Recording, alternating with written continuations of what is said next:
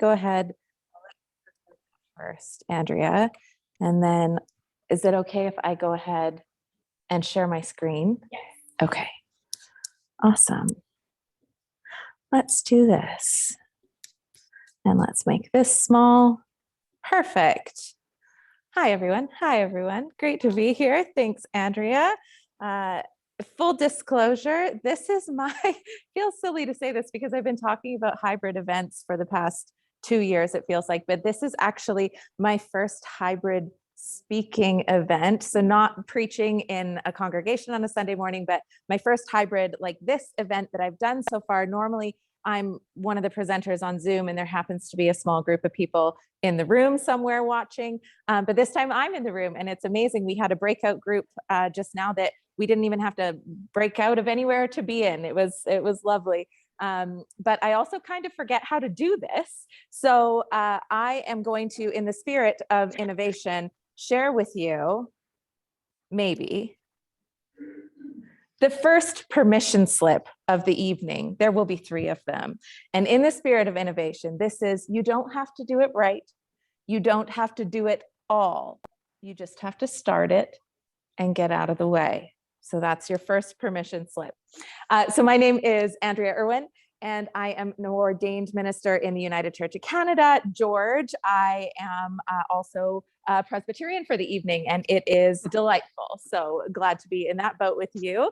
And I am serving as the associate minister right now of Hillhurst United with John Pentland.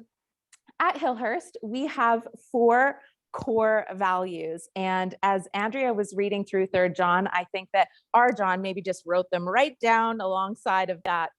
We have these 4 core values that you'll see on the screen. Hospitality, how we welcome and receive one another really matters. Spirituality, we believe that everyone that comes into our building is probably not a religious person the first time they step in the door. That seems to be our demographic, but we do believe that everyone is a spiritual individual. And so we have a lot of those conversations. What does it mean to be spiritual but not religious? Social justice. So being the hands and feet of Christ in the world means seeking justice, resisting evil, and loving our neighbor out loud. And the out loud part seems to be really important for us as well.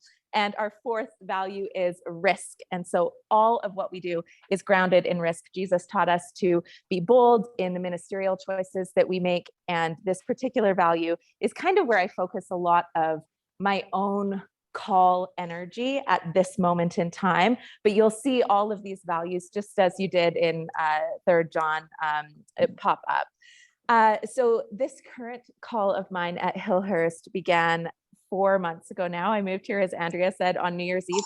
It was -39 when I moved here. It was that week. That was about 29 degrees colder than I'd ever experienced in my life. And I went outside to watch the fireworks and did not have gloves. So I put socks on my hands. And that's how you knew that I was definitely from out of town, but I have since bought gloves. So that's fine. I'm settling in. But the fact that I answered this call to this community has actually come as a surprise, not only to myself, but to a lot of the people that know me.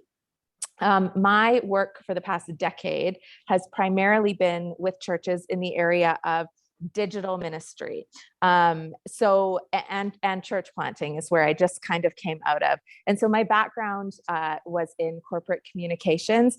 And when I began seminary, I felt really called to explore more intentionally what the church had to say about how people used our online technology. So things like social media, our forums, our chat rooms, blogs, the way that people kind of connected in these online spaces. And I think that was because I was an early adapter of some of these forums, and I met people that I never in a million years would have met otherwise, and have sustained those friendships to this day. And I saw in those communities of people a real longing to not only have those relationships cultivated more deeply, but to have those relationships acknowledged as actual concrete relationships, despite the fact they weren't meeting in person.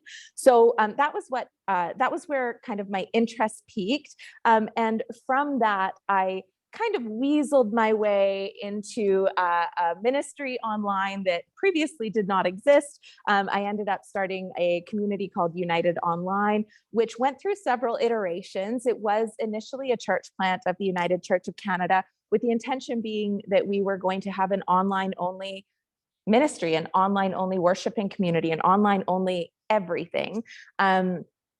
And then COVID happened, and the demand on that ministry was actually that it transformed into something that could help others do that same kind of work. And so this is the second permission slip of our evening. The Spirit does want to change her mind, and so are we.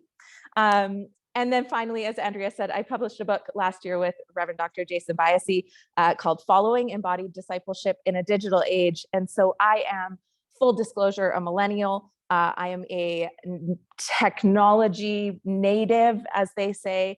This is really a part of my lived everyday reality, and I love it. I've seen it go really wrong. I've had horrible experiences myself in this online space, but I have seen the Spirit do amazing things, and I want to advocate on that behalf in this realm.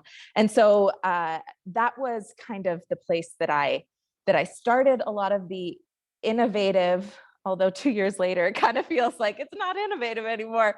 But that's the thing about innovation. This is my third permission slip of the evening, and final permission slip of the evening. Oh, you can buy that on Amazon. Oh, don't buy it on Amazon. Buy it from somewhere better. Don't support Jeff Bezos. So I think that the need for us to keep listening to and responding to the Spirit over and over again in these really difficult spaces, when we're up against a lot of when there's a lot of tension, when there's a lot of pushback, when there's this, are we just doing this as a reaction, or is this a response? I think that that's the area where a lot of innovation lives, and it's a fearful place. And it is also, as a lot of us have found out over the past couple of years, it's a really exhausting place. And so this is your third permission slip. Innovation will not feel invigorating all of the time. So in our time together, I'm going to give you some encouragement around innovating from within a congregation at this particular moment in time. I'll offer a couple of examples just from my own lived experience as to what this innovation can look like and feel like from within a really sticky congregation. So a congregation that kind of feels stuck in a particular area. And then I will offer you some bread for the journey before we can have some conversation. So I'd like to begin by suggesting something maybe alarming. I don't want to begin in an alarmist place, but if there's one thing that I have learned by way of letting the Spirit guide what I do, it is that what I want doesn't always matter. So we're starting in that place and ripping the Band-Aid off quickly. I think that the time we are living in right now lends itself to congregational innovation, unlike any that I have witnessed. I've been alive for 35 years. I've been in the church for that entire 35 years, and I have never seen a time in which change has been called to happen as quickly, as urgently, as concretely as it has right now. And I think, and this is the alarming part or the painful part, I think that the window for that is closing. I know that there's a saying that's when a window closes, a door opens. And I think that the Spirit will make a way when she needs to get through. But what I have witnessed over the past 2 years is really that, especially with communities who are doing this work, trying to respond faithfully and reluctantly to adopt technology in response to what the world has been experiencing.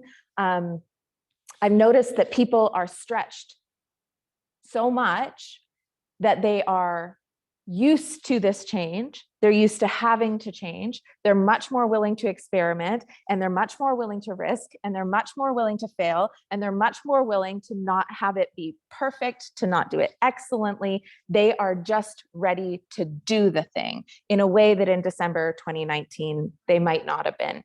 And so we've been doing 2 years of yoga, and we're nice and limber right now, but those muscles are starting to cool down, and we're going to find that they stop working quite as well as they have been over the past 2 years. So I think that who we are now in this moment is a really unique church. I think that we are a church that stops at nothing to love people. We've said over and over again, it doesn't matter what the institution says. It doesn't matter, how many times in the past we've needed to have a board meeting before we made a decision on something. The past 2 years, we have just needed to love people, and we have found a way to do that no matter what.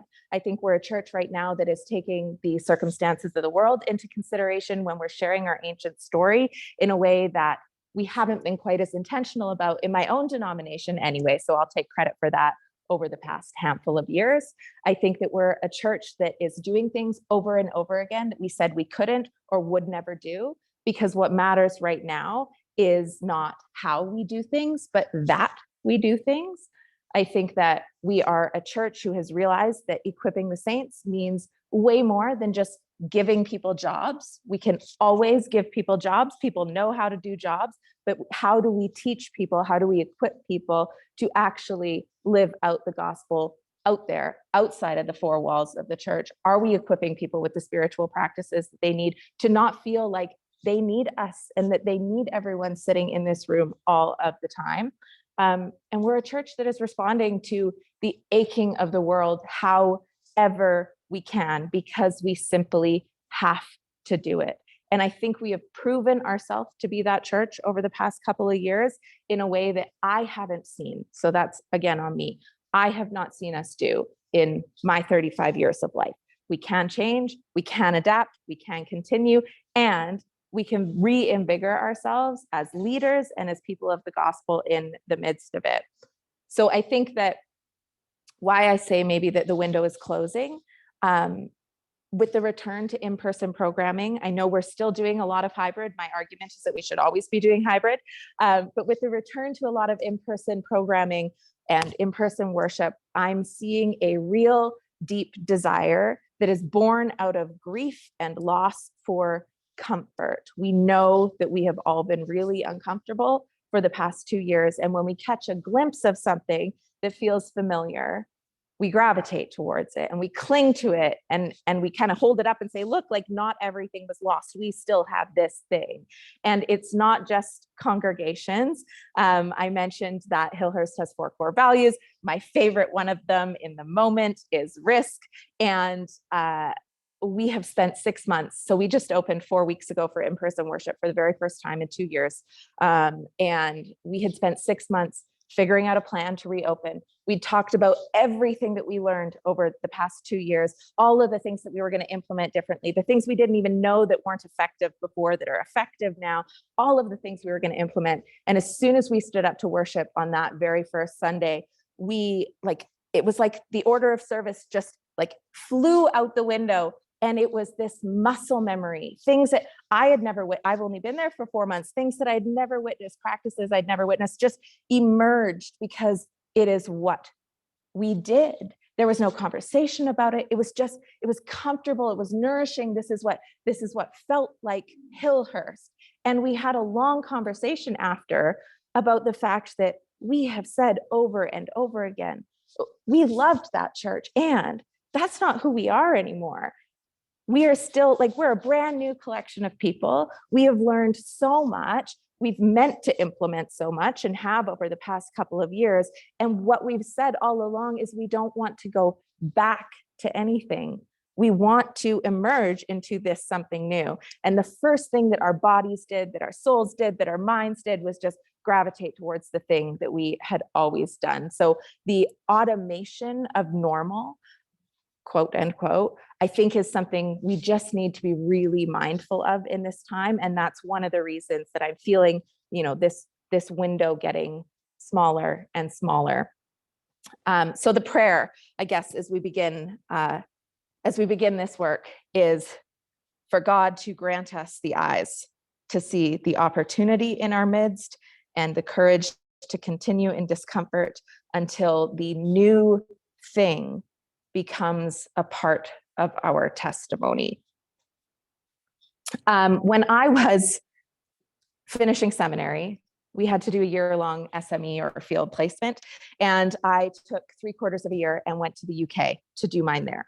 I wanted to escape, and I contacted a United Reformed church there that was looking for a minister. And I said, I have to work for free legally. I can't legally work in your country. Will you have me? And they said, absolutely, we will. So I went and I moved to the UK, and it was a community of faith that had just amalgamated with a United Methodist church. But the United Methodist Church was still part of the Methodist circuit. And so there was about 4 United Methodist churches, and I was responsible for going and preaching at every one of them once every 6 weeks or so. And one community in particular, a little tiny village, I was responsible for chairing their board meeting once a month.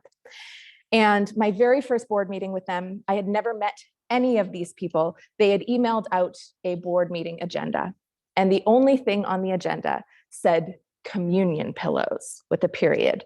And that was it. That's all the agenda said. And so I showed up to the board meeting really excited that we only had a 1-item board agenda. And I asked what the communion pillows were all about. And boy, I should not have.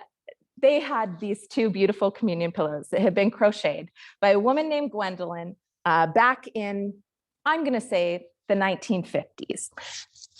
I might be exaggerating, but not really. Every Sunday, these 2 communion pillows were processed up the aisle and placed against the altar of the church. Nobody knelt on them anymore, but they were placed there in memory of Gwendolyn, this gift. They were just a part of the tradition of this community. And every 4-5 years, these communion pillows would come alive. And by that, I mean bugs would grow in them, and you would sit in the sanctuary and you would see these communion pillows vibrating. So I showed up to this board meeting, and the communion pillows were living. And I had to ask, all right, so I see why this is on the agenda. What do we do about it? You've clearly dealt with this before. Oh yes, we need to throw them in someone's freezer. Great. They're just like 2 little communion pillows. It's not a big deal. A lot of people have deep freezes. Surely someone can fit these 2 communion pillows in their freezer. Well, no, Andrea, actually, nobody has room in their freezers right now for the 2 communion pillows because the owl taxidermy convention is coming to town, and we've been saving our birds for the past year. So everyone's freezer was filled with dead birds. No one had room for the living communion pillows. I think there was a simple solution to this story. I do not need to tell you what it was. However, the entire board meeting was spent in conversation around who we could ask via the phone tree to freeze our communion pillows. Let me tell you what could have been on the agenda of that meeting. This community had planted a beautiful wildflower garden about 4 years before, planted it in earnest. They wanted it to be beautiful. The little church was one of the first things you saw when you came into the village, but it had become unruly. It was overtaken by weeds, and nobody could take care of it. The needs of the community were that of fresh produce. There was no store that sold fresh produce in the community. The majority of people had lost their driver's license. They couldn't drive anymore. They couldn't drive out of town to get it. And the community itself had said, what an amazing spot to just grow our vegetables. Nothing had been done about it. It was just an idea that had been mentioned year after year as they saw this wildflower garden get more and more unruly. People had stepped up to volunteer to take it on, but nobody had actually done the work to implement anything. And that could have been an amazing 2-hour-long board conversation instead of the communion pillows. But it didn't come up because something new does not ever get to take the place of something old. They had the idea, they had the call, they had the resources, but they could not make room. So I was speaking to a colleague in ministry the other day who said that they were holding on to an image lately of a crumbling old building standing beside an empty lot that was fit and ready and licensed. We got to always worry about the licensing, was licensed for a new building. And they said that they couldn't help but feel like the institution of the church was not wanting to move out of the crumbling old building until the new one was fully erect. But because no one would leave to work on the new building, nothing was getting done. They might take a spadeful on their way in or out of the office every day, but they were giving absolutely no time to the building of the new. And in the meantime, they're being bonked on the head every 10 minutes by the shingles that are falling down from the old place. So we know that the old I use that word in quotations, the old has value. These are our ancient texts. These are our beautiful traditions. These are our stories of origin and who we are as a community. And I want Gwendolyn to be remembered. And I want those communion pillows to be remembered. But we need to determine how much of that weight of the old we actually can hold before it all collapses. And when it collapses, is there going to be a new building for us to enter into? So my question is, are we living into a balance of what could be, holding those two things at the same time, or are we simply depleting the resources of what there are, hoping that something will be there that we haven't been putting any of our attention to in the end? So one of the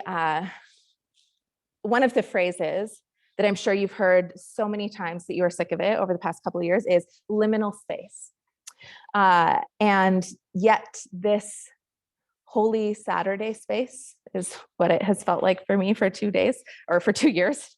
It's only 2 days, that's doing pretty good. This space between what was and what will be or what is, this is where we are spending most of our time these days. And the pandemic aside, liminal space is always where the innovator spends most of their time, despite what the rest of the world is doing. This is the space that exists in between that old building and that new building. This is the dash on a gravestone that we see. This is the names of all of the people that helped to build a cathedral that never actually see the end product of the cathedral that has been built. This is the hope that it takes to plant a tree, knowing that the tree will be enjoyed by our great-grandchildren, but that we will never get to enjoy it. This is what it means to be liminal, and it's a frustrating place, but it is the place. And I'm sure that some of you, and maybe, I don't know if I can get a show of hands, but the work of Susan Beaumont has been really instrumental over the past few years for me in this work. Particularly her book, How to Lead When You Don't Know Where You're Going. But she defines liminality as this quality of, actually, I wrote it down. Let's use the slides you made, Andrea. You put time into that. She defines liminality as a quality of ambiguity and disorientation that occurs in transitory situations and spaces when a group or person is betwixt and between something that has ended and a new situation that has not yet begun. And so her argument is really that in order for us to lead and to move forward into the future, to innovate, this requires a very different kind of leadership. And it's a leadership that we refer to as a discernment-based leadership. And so discernment, not according to Susan Beaumont, but someone she quotes, is an ever-increasing capacity to see the work of God in our midst and a quality of attentiveness to God that over time develops our sense of God's heart and purpose in the moment. So this move towards being a community of discerning people is one of the first steps towards innovation. And I'm currently in a year-long program with Susan Beaumont alongside of our leadership board at Hillhurst. And she gives us homework. She gives us these questions to go and take back to our board. And John and I sat down with the list of questions, and she wanted us to do the assignment exactly. And John and I sat down with the list of questions. We said, okay, we're going to do these 3 because I feel like these are the 3 that we really need to tackle. These are the 3 that we want to see the responses to. So we only brought 3 questions to the table. And in the midst of offering those 3 questions to the board, I changed the wording on all of them because I didn't trust that the board would be able to respond based on the language, the discernment language that I had used. And that's on me. Like, I never even gave the board a chance to be a discernment board. I just made up my decision-making questions so that we would come away from that meeting with something concrete. We would have a new vision in place. We would be able to go and do the thing. So we actually had to call a second board meeting and do the whole thing over again, which is totally on me. But really, the first step And this is this discernment piece, this looking for God, being active in the world. It begins with this question, what is already happening? And so this is that witnessing work that we were hearing in our scripture this morning. What is already happening? And if there's one thing that I've learned about innovating within a congregation, it's that when we can point people towards God already doing something, towards this already happening, towards the fruits of this already growing, people are much more inclined to be supportive. So the prophetic eye, the voice of the visionary, this is one that is so easily drowned out by the institution. But, and this is coming back to Susan Beaumont's work, the institution has an original intent. And this is that divine spark or the founding vision. And so when we think about that, all of the time and work that we put into our ministries, into the programs that we're offering, we're adding layers on top of that founding vision. And with every layer that we add, we need to dig deeper to remember what that founding vision was. And our job as innovators is to do the digging on behalf of people so that they can see that founding vision, that divine spark in absolutely everything that we are offering. What is it that we can point to that is already happening, that is already in alignment with who we are as a gospel people, as our own individual communities of faith? If we can point to that, the fear of doing something new is lessened just a little bit because we already recognize it. And so the example for me in innovative ministry within a congregation is my work primarily with digital ministry. It was started by the minister. So I moved to Hillhurst from a congregation in North Vancouver, Highlands United Church. And 10 years ago now, the minister that we had decided to start what she called pajama church. And pajama church was simply, I am sick and at home and in my pajamas, or I do not want to get up today. And I want to be able to see what my friends at church are doing. So we stuck a camera at the back of the sanctuary. And for 5 years, that was what online church was. Just a camera we forgot about. There was dust on the lens. But whenever someone went to Disney World, or whenever someone was sick at home, or whenever someone wanted to tune in from somewhere else, they had access. And we left it there until one day I got an email from a woman named Carrie, who said, I have been tuning in to your online church for a year. And she said, it is so lonely and I want more. She's like, I love you. You've become my church family. I've been worshiping with you, but there's no one there. And she said, it's not just her. There are 5 or 6 other people every time she tunes in that are also there. She has no idea who they are. You can't see it. It just tells you how many people are watching. But for an entire year, we'd been ignoring it. Like the camera was just sitting there at the back of the sanctuary. And there were these 5 or 6 people who showed up every single week to see what we were up to. And that to me, in light of my excitement about technology, in light of my passion for evangelism within our mainline denominations, I was just like, oh, why are we not doing anything about this? And I was pretty uppity about it at the time. It's not how I would suggest people go about innovation. I think I brought it to everyone that would listen and kind of hit them over the head with we're so stupid for not doing this already. However, once I realized that if I simply let Carrie do the talking, if I simply pointed to the people that were showing up time and time again to do this and started telling their stories, people all of a sudden felt like they weren't showing hospitality if they weren't doing this thing. They weren't participating in sharing the gospel with other people, in teaching people how to disciple. They weren't helping people cultivate lives of faith outside of the 4 walls of the church if we weren't participating in this thing. And it started so slowly. All I wanted to do was tell Carrie's story on a Sunday morning. And I asked her to read the scripture. She filmed herself at home and we showed her face on the sanctuary in church. We hadn't changed the technology. We were still using like a little camcorder. It's terrible. I don't even know if you could hear her at the time, but we included her and all of a sudden she was a part of the family and everyone wanted to know how they could make Carrie feel welcome.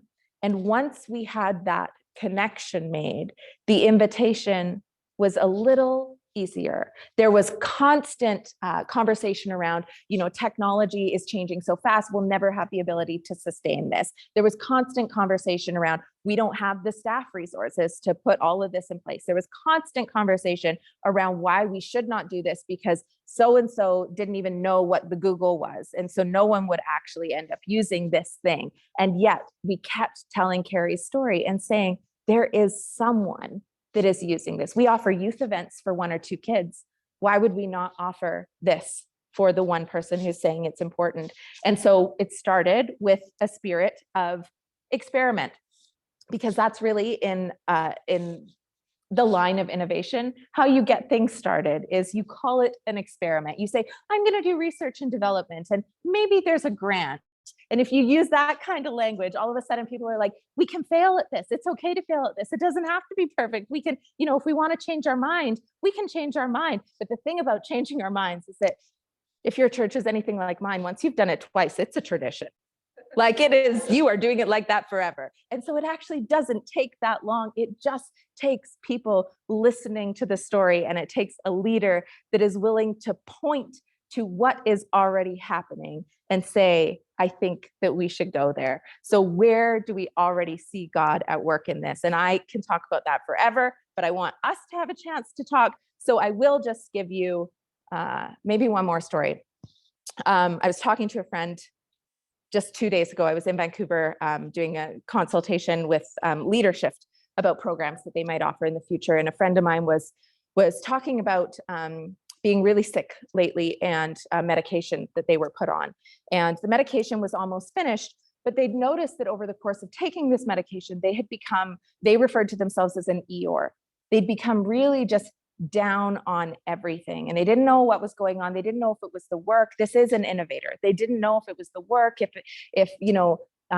they were feeling stuck within the system. They didn't know what was going on. And so they did what we all do at 2 a.m, which is the worst thing possible. And they Googled the side effects of the medication. And the first side effect that showed up, it said this medication may cause discouragement. Not depression, not suicidal ideologies, like not any of these things that we're used to the commercials blasting at us, but it said this medication may cause discouragement. And I thought to myself, that is like, yeah, that's the warning label that goes on innovation, that we are going to try and come up against that wall. And we know that the wall doesn't stop us, that we go over the wall, that we break the glass ceiling, all of these things that people say, and we are going to feel discouragement. And so I wanted to share that because I thought it was beautiful. Someone will use it in a sermon. It might be me. I don't know yet. But I guess I'm skipping forward because Andrea knows that I always prepare way too much to say. But I would like to reiterate that in making space for what is new, we are never called to bulldoze what is not new, to bulldoze what we have already built. We know that people are desperately afraid to lose what has brought them meaning in their life. We are not in the business of taking God away from people, however that God is present. And yet we've been here before. When COVID happened and we were forced out of our buildings, the story that kept coming up was the destruction of the Second Temple, when people had to realize that they could practice in their homes, that God could be present in other places and in other ways that they had never imagined. So we have been here before. I always laugh, Andrea, when you chose that passage. I think Jason and I even use it in the book because there's that line when he writes, I would rather, like, I've written all of this to you and there's more that I want to say, but I'd rather tell you that part in person. Like, this was not the be all and end all. This was what worked in the time. And so I think that in between, there is so much permission to just figure out and to do differently and to try. And so my encouragement, as I close, I guess, would be that maybe the first form of innovation in your community, especially if it's one of those sticky communities that I was speaking about, maybe that first form of innovation is simply developing a way of honoring what is old and known and already traditional and built into your community. What should we have done with the communion pillows? Could we have snipped off the top of them and framed them and put them in the hallway? Like, what are the things that we can do? A lot of communities, when they rip the pews out and put in chairs, which they fight about for 5 years beforehand, they keep the pews and they turn them into a communion table. They turn them into a font. They turn them into a pulpit. Like, what can we do to honor the stories and the people and the places that we have been? And that might be, for many of us, the most important place to start moving forward. And so if it's okay, can I close with a blessing? Okay, I'm going to close with a blessing, and then we'll open for a conversation. And if you are not one to have anything to say after that fire hose, maybe the blessing will offer you something. And this is from John O'Donohue. May the gift of leadership awaken in you as a vocation, keep you mindful of the providence that calls you to serve. As high over the mountains the eagle spreads its wings, may your perspective be larger than the view from the foothills.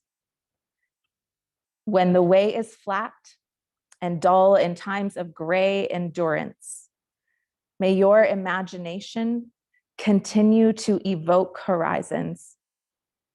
When thirst burns in times of drought, may you be blessed to find the wells. May you have the wisdom to read time clearly and know when the seed of change will flourish. May your work be infused with passion and creativity, and have the wisdom to balance compassion and challenge. May your soul find the graciousness to rise above the fester of small mediocrities. May your power never become a shell wherein your heart would silently atrophy. May integrity of your soul be your first ideal, the source that will guide and bless your work. Amen. Let's chat.